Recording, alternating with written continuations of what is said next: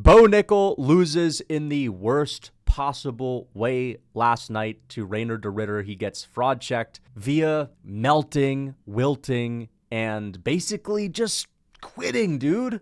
We have to say it how it is. All right? Bo Nickal is a really talented athlete. I don't think he's the most talented fighter. I don't think he's got the dog in him. And we'll talk about that. Cory Sandhagen is back. The OG Cory Sandhagen is back. And he just dominated Deiveson Figueiredo last night, had a really good performance. Actually looked like he was going for a finish at every point in the fight. We'll talk about that. And last but not least, we will get to this news. Arman Tsarukyan, apparently the UFC has been trying to force him to fight Mateusz Gamrot. And what that means is, number one, that there's no chance he'll be fighting Ilia Topuria or Islam Makhachev next, so you can rule those fights out. But also, the UFC is caught up in a petty game of trying to punish Arman Tsarukyan, even though the fans would love to see Arman test Islam Makhachev because that's one of the most interesting matchups. But no, they want him to fight Gamrot, and you know that Gamrot is the kind of fighter where if you're beating Gamrot, you don't get anywhere close to a title shot because the UFC can just say, oh, well, it's Gamrot, bro. Get a couple more. That's why they wanted him to fight Gamrot. They don't want this guy anywhere near the title, which goes to show that they're fucking tone deaf. All right? And they don't know what the fans want. And I do not like this from the UFC at all. I don't think that they should reward Arman Tsarukyan with the title after he pulls out necessarily, but at the very least, give him someone that's an indication of a number one contenders fight. And you know what? Make an exception for it if it's possibly Makhachev's last ever lightweight fight. Either way, let's just get into the big news, though. Bo Nickal finally fraud checked. And this was, as I said, the worst way to lose. He didn't lose because he just got beaten. He was just a little bit less skilled. That's definitely part of it. I think experience definitely played as well. But I think that what this was Bo Nickal having his toughness and grit checked and having his heart checked. And I think that we saw that fail. I think that Bo Nickal last night proved that despite the fact that he's an amazing wrestler and he's got this deep wrestling pedigree, which, let's be honest, the USA wrestling pedigree just does not translate as well to MMA as, guys that are wrestling out of the Caucasus or people that just start doing MMA grappling. I mean, there's people that never wrestled, like Tom Aspinall, that are great MMA grapplers, right? But I think last night, Bo Nickal just showed a lot of people that he doesn't have that grit. He doesn't have that dog in him. And you can be a great competitor. You can be a really good technical wrestler, but when you're in there getting punched and you're in there getting kneed and things aren't going the way you need them to go, the mentality matters in fighting, and that's a huge part of it. Listen, I predicted Reinier De Ridder to win this. I predicted him to TKO Bo Nickal, and one of the things that I was mentioning was that Bo Nickal, again, when he gets in these tough situations, he's not going to know how to pace himself. And he's not used to being in a sloppy fight. And if he doesn't KO Reinier De Ridder early, Reinier De Ridder is going to be throwing knees. He's going to be throwing elbows. He's underrated in the clinch. And also, Reinier De Ridder has all of this experience, and he has all of these wars, some of them even losses, where he's lost to this champion in ONE FC, Anatoly Malkin, who's a beast, by the way, but he lost to him. Either way, in those fights, he didn't go down easily. He took a beating and tried to hang in there, and did everything in his power to fight back. In his UFC debut against Gerald Meerschaert, he had some adversity. It looked sloppy. It didn't look good, but he hung in tight. He hung in tough. And Reinier De Ridder is the exact kind of guy with the experience and the grappling to back him up if Bo Nickal takes him down, and the dirty clinch striking that he has to beat a green Bo Nickal, who has shown us in the past that he doesn't have the championship mentality. And I'm talking about the Paul Craig fight. One of the reasons why I picked against Bo Nickal in this fight was because he showed Paul Craig too much respect. Bo Nickal basically conceded defeat as far as grappling with Paul Craig as soon as the fight started. His reasoning for that was that, well, it's, why would I go after Paul Craig where he's at his best if I can take the path of least resistance? And, I would understand that if Bo Nickal was like a kickboxer back in the day. Okay, obviously, like, why would you try to take him down just to try to beat him where he's at his best? But aren't you supposed to be the best grappler? Aren't you supposed to be a monster on the ground? You've got this multiple-time Division I championship wrestling pedigree. That should give you a little bit of ego. That should make you want to go out there and say, fuck this guy's guard game. Screw this guy's submission game. I'm better than the guys he submitted. I'm Bo Nickal. I'm one of the best wrestlers on the planet. I'm going to ragdoll this guy. Because that's what champions are doing, right? Can you imagine Khabib fighting Tony Ferguson and not wanting to grapple because Tony Ferguson submitted people with Darce chokes and gotten people with triangles and he's training without Eddie Bravo? Absolutely not. Look at Makhachev when he fought Charles Oliveira. Everyone was talking about how dangerous Charles was. He's not going to want to go to the ground, man. The first thing he does, he tries to take him down, right? Khamzat Chimaev against Gilbert Burns. The first thing he does is he shoots for a takedown to try to finish him on the ground. Bo Nickal said to himself, yeah, I'm pretty good on the ground, but I'm not bad, man, to the point where I'm going after old man Paul Craig. And we've even seen Brendan Allen, who doesn't have this wrestling pedigree, man, multiple-time D1 champ. He went right after Paul Craig, took him down, beat him up for multiple rounds, and finished him. And this fight, to me, proved that Bo Nickal's an athlete. He's going out there to win positions. He's going out there, well, if I'm winning, what's the problem? Because eventually you're going to get tested. Because eventually things aren't going to go the way you want them to go, and you're going to be forced to fight in an uncomfortable circumstance. If you're lacking that mentality, when things get uncomfortable, we're going to get this. Bo Nickal gets the takedown early, goes for a submission, doesn't get it. Reinier De Ridder reverses the position. First off, I just can't imagine Daniel Cormier on his come-up, getting held down on the ground like that, looking like a turtle on its shell. I know Bo eventually got up, but still, we don't really see the best grapplers in the game on their back like that. And, you know, Bo Nickal talks a lot about Khamzat Chimaev. I would absolutely destroy him in a wrestling match, sure. But in MMA, Khamzat Chimaev's never getting held on his back the way that Bo got held on his back by Reinier De Ridder. He's just not. So first off, we got to get this out of the way. The American wrestling pedigree does not translate to MMA as well as other wrestlers, or as I've said before, just MMA grapplers. People that just get into MMA and start training grappling in an MMA gym, they tend to do better than the wrestlers. There are some exceptions. Daniel Cormier was an exception where DC, you know, former Olympian, was a great submission artist, was able to ragdoll people. It translated well for him, but you see people like Henry Cejudo, gold medalist in the Olympics, can't really dominate anyone on the ground and has never been a dominant grappler. And now Bo Nickal. Yeah, he's got a couple of submissions against very low levels of opponents, but as soon as he's in there with Reinier De Ridder, it's basically a 50-50 match on the ground. If not, Reinier De Ridder is probably the slightly better grappler. And when Bo Nickal couldn't get his takedown, and it came down to fighting on the feet, I've always said that he's always, you know, looked a bit like a deer in headlights on the feet, where, you know, he's comfortable in wrestling, but on the feet, he's sort of like the penguin in Happy Feet when he hatches and he's moving around all weird. You see that when Bo's striking. Like, he's got this overhand and that's it, right? But when the overhand doesn't work that he was drilling going into the Dana White Contender Series, and the takedowns aren't coming easy because you're not able to, you know, go from here to here and, you know, secure this position right here because you're getting kneed in the face and you're getting noogie punched. That's the thing. Every time Bo Nickal was trying to work from point A to point B up against the fence to go for a takedown, it would be interrupted with a punch, and it would annoy him visibly.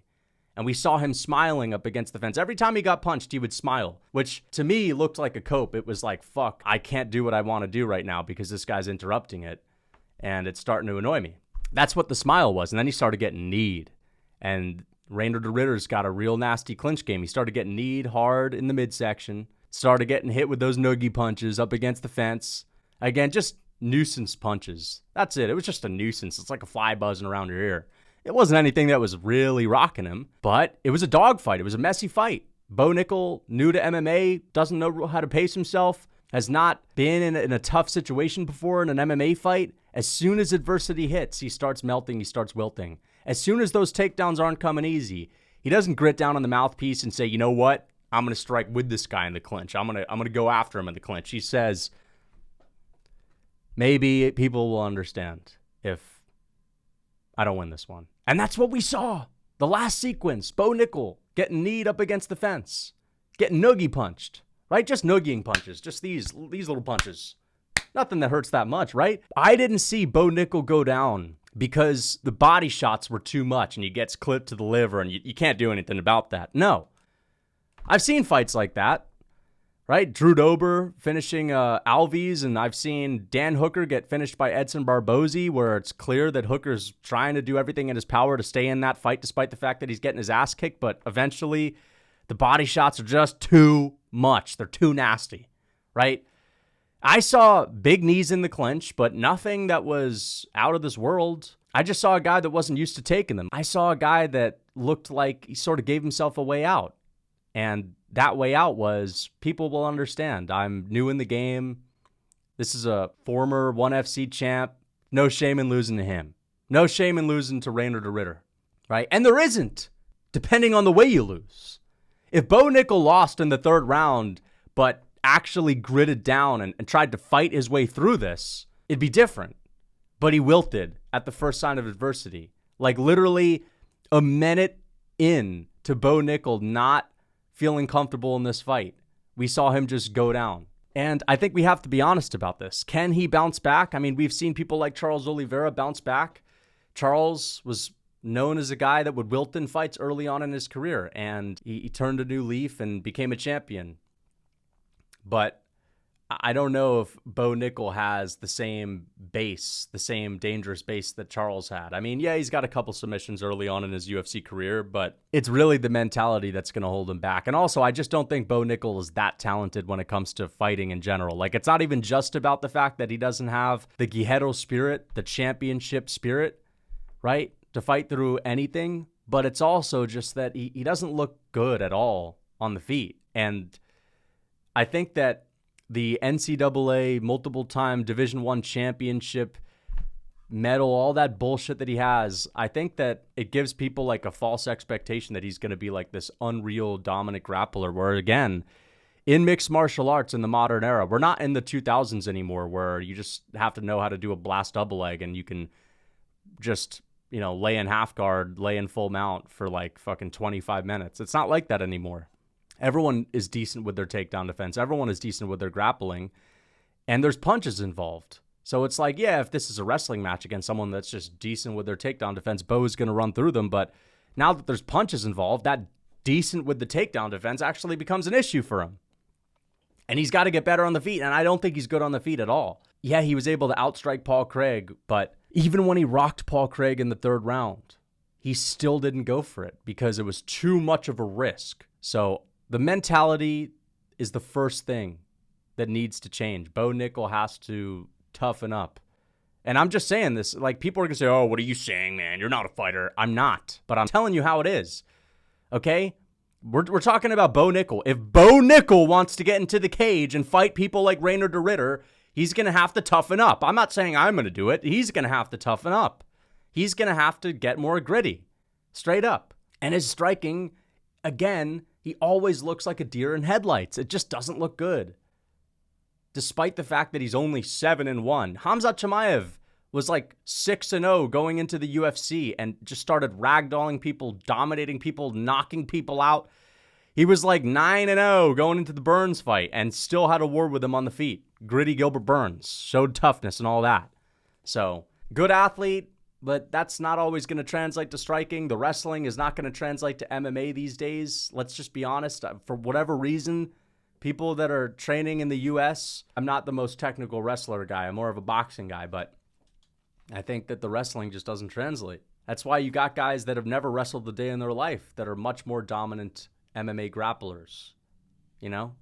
So, Bo Nickal loses. It's a fraud check. Do I think Reinier De Ridder's a better fighter? Yes, I think Reinier De Ridder's better on the feet because outside of Bo Nickal's right hand, which it was always possible that Bo was going to knock out Reinier with a right hand or an overhand. That was always possible. But as soon as things got into the later rounds, right, as soon as things got a little bit messy, it was clear that Bo would have nothing for him on the feet. He was just winging Hail Mary overhands while Reinier De Ridder was comfortably landing knees, picking his strikes, good shot selection. Here's a noogie punch, right? Here's a noogie punch and here's a knee to go with it. He was just the more comfortable, experienced MMA fighter. Now Reinier De Ridder is 3-0 in the UFC, and he is the guy to take Bo Nickal's, Gerald Meerschaert, Kevin Holland, now Bo Nickal. I don't think Reinier De Ridder is going to be a champion, but I think he's definitely top 10 material, that's for sure. And I'd like to see him get a big fight next. Not a number one contenders fight, but like a big fight. And for Bo, he's got to fight someone that can grapple a little bit because he's got to prove to us that if he does face adversity, he can get past it in his next fight because that's ultimately what's going to be the deciding factor on whether or not Bo Nickal can become a top contender in the future. It's all going to rest on, does this guy have the grit I think 90% of it rests on that. The other 10%, his striking needs to improve drastically. He needs to add more tools to his toolbox because Hail Mary overhand and a jab to the body is not enough. Let's get on to the next one. Cory Sandhagen dominates Deiveson Figueiredo. I thought this was a really good performance for Cory. To be fair, though, Deiveson Figueiredo threw like 2 strikes in this entire fight. He did spin Cory's head back, but Cory Sandhagen's got a really good chin. It's always been underrated. He took it well. But either way, it's not like Sandhagen was really giving Figueiredo a lot of openings on the feet. He was maintaining his distance really well, doing a lot less movement, a lot less stance switching, and more just he's only going to move and expend energy when he's actually in range, but when he's out of range, he's not going to, again, waste any energy. So I saw that out of Cory. I thought that was good. He looked like he was putting more sting on his kicks, definitely. Now, I will say this. We're going to get into the grappling, and Sandhagen's grappling looked amazing because Figueiredo is not an easy guy to out-grapple, and Sandhagen basically fucked up his knee and tore it in one of those exchanges, which is ultimately what led to the finish. But he also just beat the crap out of Deiveson Figueiredo on the ground. And, of course, we saw Figueiredo try to go for his back, and that failed multiple times. So Sandhagen has improved in that regard because it used to be a real problem for him because he always used to give up his back, and we saw how that worked out for him against Aljamain Sterling. But I saw Sandhagen, despite the fact that he dominated this fight, for whatever reason, he just looks a lot slower and less dynamic on the feet these days. And that seems to be the case with a lot of fighters, right? If you look at Adesanya, for example, early on in his UFC career, he looked a lot faster than he does now. Sandhagen is the same way. There's some other fighters that are the same way. I'm trying to think of some other ones. But for whatever reason, and maybe this has to do with fighters that are well-rounded, when they start grappling, they just start to look a little bit slower on the feet.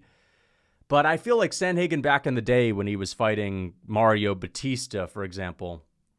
People forget, man, Mario Batista's been around for a while, man. But when he was fighting Mario Batista, he was a lot more dynamic, a lot of spinning wheel kicks and flying knees here and there. And maybe it was just because he was a little bit lighter and he's grown more into the weight class. And maybe he's just trying to be more efficient with his strikes. But even his boxing, if you look at the Petr Yan fight, Sandhagen's boxing in the Yan fight, in the TJ fight, it looked a lot faster.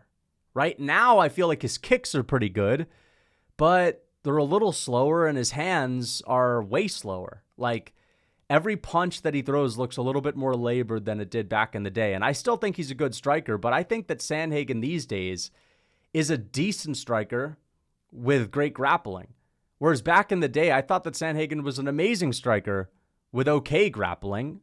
But for whatever reason, as his grappling has improved, his striking seems to have fallen off a little bit. And of course, maybe that's just as simple as, well, he's putting more effort into grappling, less training in striking. So that's what we're going to get. But I don't know. It's a little weird. I feel like I haven't heard anyone call that out, but it seems to be the case that his striking is becoming less dynamic, less impressive. It's still good. But back in the day, Cory used to sit on some shots, man. Against Yan, he was peppering him up. Looked fast, was throwing nice body shots. Against TJ Dillashaw, he was clipping TJ in the pocket. Now, Sandhagen throws a jab out there, and it's too slow to hit. I still think he's a good striker. But you get what I'm saying. Now let's get into what Cory did really well, the ground and pound. I was saying this about Cory Sandhagen, that he has really good ground and pound. Even though he laid and prayed against Rob Font, if you look at his fight with Chito Vera, he beat the crap out of Chito Vera on the ground. It just didn't show. Cory Sandhagen couldn't make him look like he got beat up, but against Figueiredo, we saw that classic Cory Sandhagen ground and pound, and it actually looked improved. You could hear, even when he was landing these like little back hammer fists in close range on the ground, where he didn't look like he had a lot of leverage to load up on them, you could still hear the thud on them. And you could see that with everything Cory was throwing, even on the ground, he was throwing it with malicious intent, which is something that I've always liked about Sandhagen, that I feel like he's lost a little bit in his last couple of fights, namely the Umar fight, especially the Rob Font fight. Sandhagen used to be this guy, especially after the Aljo fight, where he talked about how he shifted his mentality to being warmonger Sandhagen, where he would really throw a lot into his strike, sort of like Whitaker. Whitaker used to be a guy that, you know, even with his leg kicks, he would throw them with really malicious intent. And Sandhagen sort of got away from that for a while. But in this fight, everything that he was throwing, even on the ground, was with, bad intentions. Warmonger Sandhagen was back. He trained in a gym for this one. right? Not with the beakers and test tubes. And yeah, I mean, just controlled the range on the feet really well. Only got clipped with like 2 punches.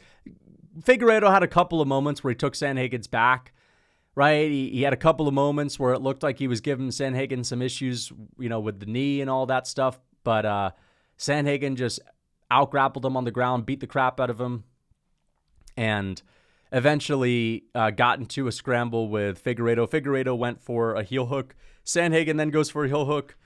He gets the better of Figueiredo. Figueiredo tears his knee. And I don't think this is like a fluke injury, because clearly these guys were like going for these submissions that are supposed to put you in compromised positions. And that's exactly what it did to Deiveson Figueiredo. Sandhagen went for a submission on him.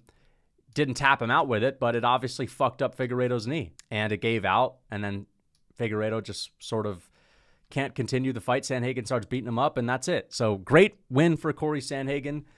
We saw more aggression in this fight. We saw him impose his will. This was not a lay and pray performance. I do need to talk about the fact that, again, it feels like his striking has gotten a little bit slower.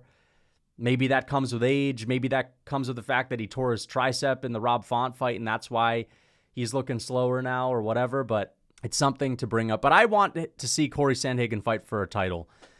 I've been saying that I want him to fight Sean O'Malley, and it's clear that the UFC isn't going to do that. Sean O'Malley's getting the next title fight, and the only 2 contenders that I could see being next are Jan, who I don't think is going to get a title fight against Merab, especially because he's already fought Merab and got dominated. I think Jan is going to have to get one more win, and I don't want it to have to be against Sandhagen, because I think that both of those guys are people that could be fighting for a title next, and why have them cancel the other guy out? So Sandhagen, he's never fought O'Malley. He's never fought Merab. If O'Malley wins the belt, they might actually give Sandhagen that title shot. I don't think Sandhagen will ever fight O'Malley if it's not for a title, by the way. But either way, Sandhagen got on the mic after, and he's like, dude, I've been training my whole life for this. Can I just get my shot? And I think you may as well at this point, right? He lost to Umar, but before that had like 3 wins in a row, right? So he's basically won 4 out of his last 5 fights. This is a pretty good win. It's not the most, it's not the highest ranked contender he could have taken out. It's not like he just beat Jan and he's undeniable, but it's one of those situations where he's done a lot of work in the bantamweight division. He's never had his crack at the title, and the 2 guys that are fighting for the belt next, we would like to see Sandhagen fight them anyway. So why not give this guy a title shot? I think he deserves it. Let's get on to the last thing. Arman Tsarukyan was offered to fight Mateusz Gamrot, which is pathetic. And I'm going to make a separate video about this, but Mateusz Gamrot is now booked to fight Ludovic Klein. So what does that tell you? It tells you that the UFC doesn't view Mateusz Gamrot as someone that is anywhere near a belt, because they wouldn't have him fight Ludovic Klein. Ludovic Klein is like 5 wins away. They were giving Arman Tsarukyan, and by the way, Gamrot's fighting in the Apex next.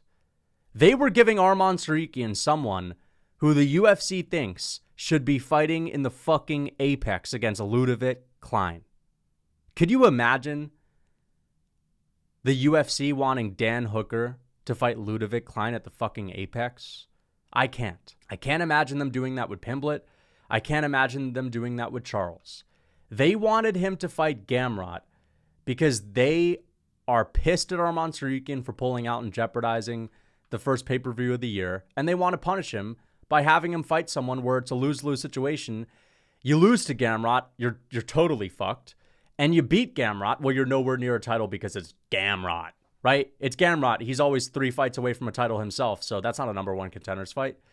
And this just shows that the UFC is completely out of touch, and they're just being petty. The fans, despite the fact that there are some fans that want Arman to be punished for whatever reason, not for whatever reason. I understand he jeopardized the fight, but at the end of the day, I want to see Arman fight Islam Makhachev. If he doesn't fight Islam Makhachev, only want to see him fight in a number 1 contenders fight next.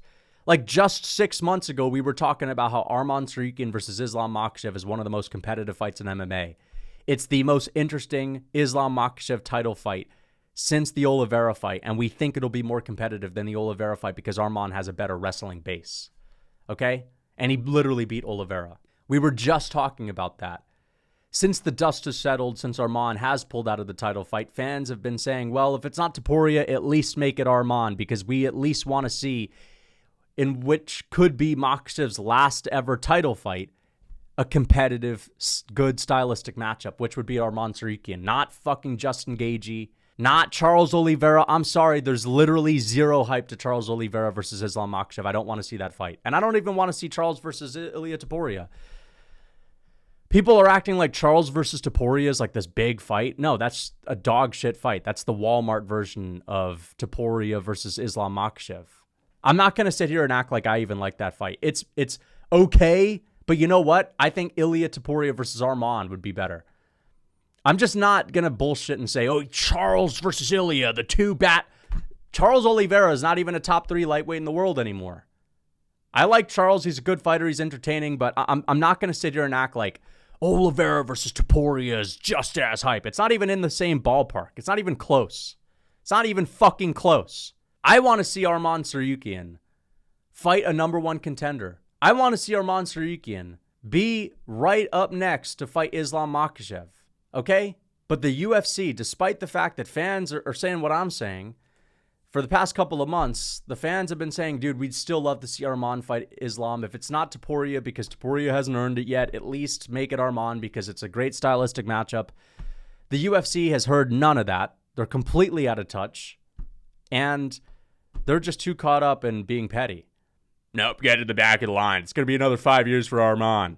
Get to the back of the line.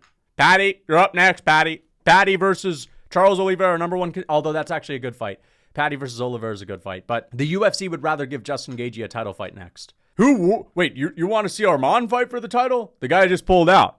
I'm sorry, but Justin Gaethje is the highlight for a reason. He's more entertaining than Arman, right? The hardcore fans would like to see Gaethje versus Islam, not Arman. There was no hype for Arman versus Islam. You could see Dana saying that. Actually, no. Real MMA fans do not want to see Gaethje fight anyone in the top 3 right now. We want to see Islam Makhachev fight 2 people, and that is Arman Tsarukyan or Ilia Topuria, and the UFC is not hearing us. And it just, again, goes to show that they're driving this company into the dirt, and it's because they're incompetent, okay? They think that they have the fans rallying behind this. Yeah, punish Arman, yeah. There's like a couple of fans that think that way, I guess, but in reality, this is just pathetic. Like, I understand, okay, he pulled out, he had his opportunity, I get it. But you really got to give him Gamrot next? Is it that serious? I mean, Arman Tsarukyan hasn't really pulled out of a lot of fights. I personally don't give that much of a fuck. Like, yeah, it sucked when he pulled out, but like, okay, it's been 6 months. I'd like to see them fight now. I still want to see that fight. I'm not going to lie and say, oh, well, he pulled out and I no longer have any interest. We didn't see the rematch. I still care. That fight is still epic. So it's going to be Ilia Topuria. I think we know that now.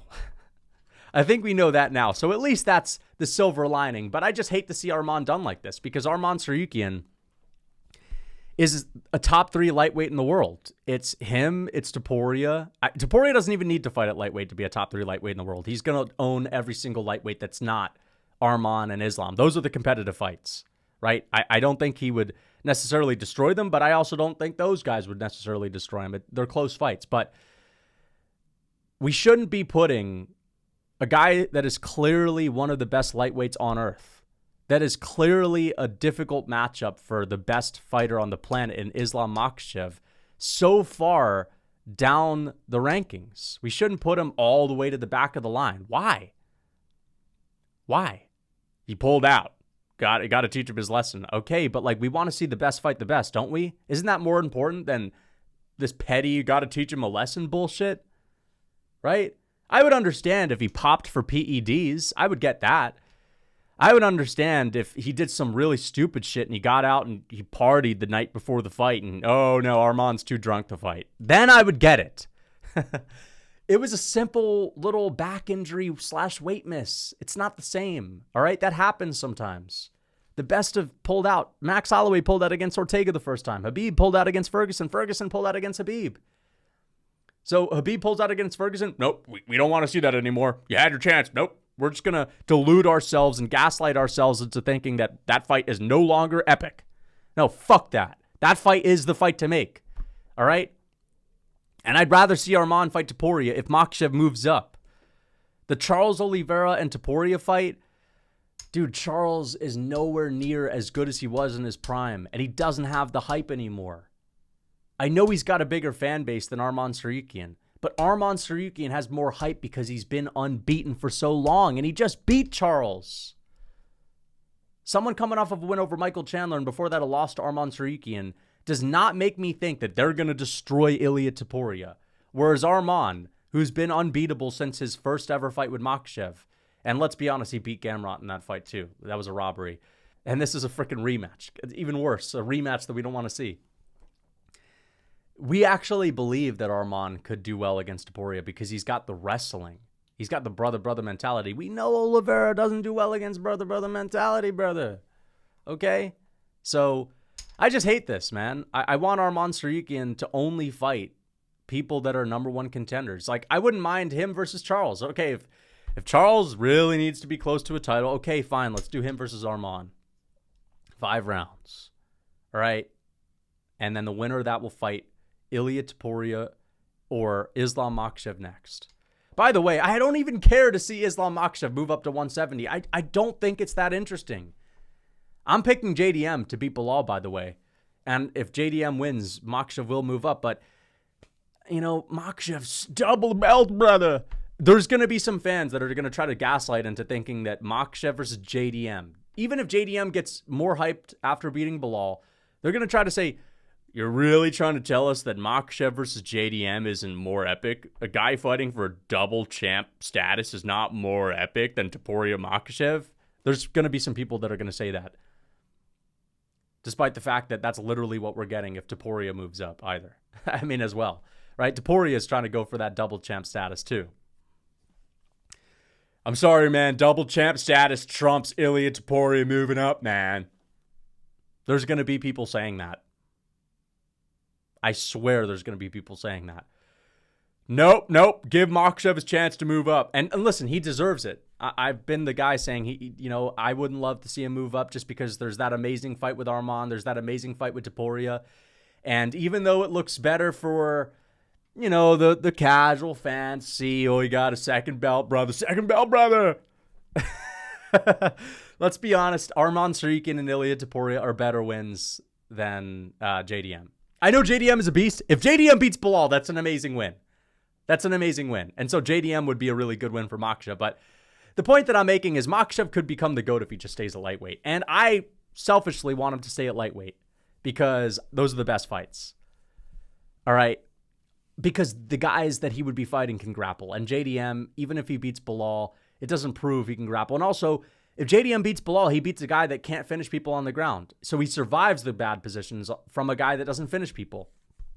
Bilal's not going to submit the top contenders, but JDM could beat Bilal despite getting taken down a few times and losing a couple of rounds, right? That wouldn't prove that he can survive on the ground with Islam Makhachev, a lighter man skill submission game, right? It wouldn't prove that. So, yeah.